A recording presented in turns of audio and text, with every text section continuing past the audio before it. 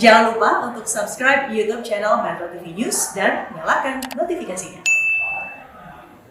Siswa sekolah madrasah di Kabupaten Polewali Mandar, Sulawesi Barat terpaksa harus belajar di lantai. Hal ini terpaksa dilakukan akibat sekolah mereka ambruk termakan usia.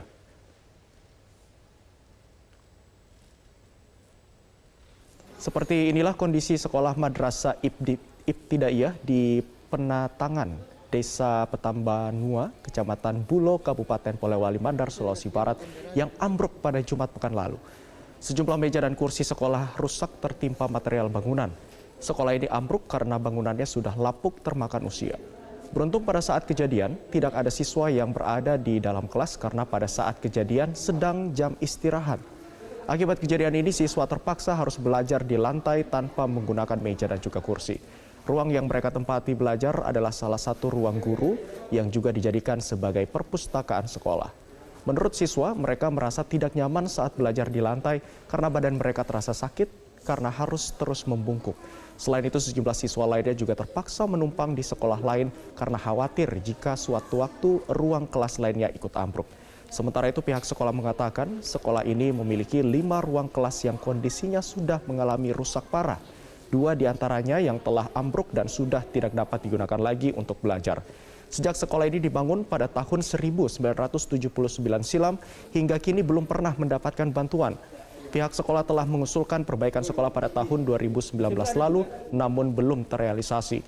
Pihak sekolah berharap agar pemerintah memberikan bantuan perbaikan di sekolahnya agar siswa kembali dapat belajar dengan aman dan nyaman.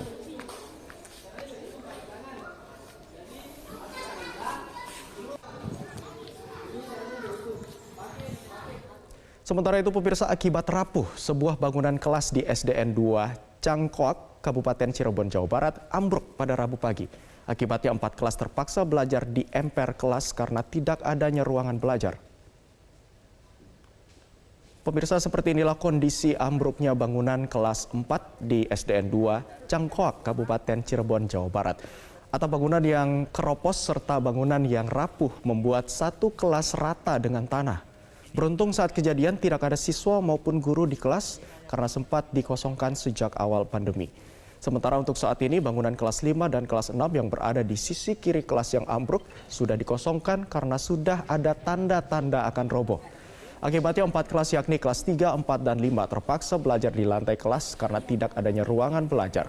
Sedangkan kelas 6 belajar di perpustakaan. Pihak sekolah berharap pemerintah Kabupaten Cirebon segera merenovasi bangunan kelas yang roboh ini serta sejumlah ruangan lainnya yang juga rapuh.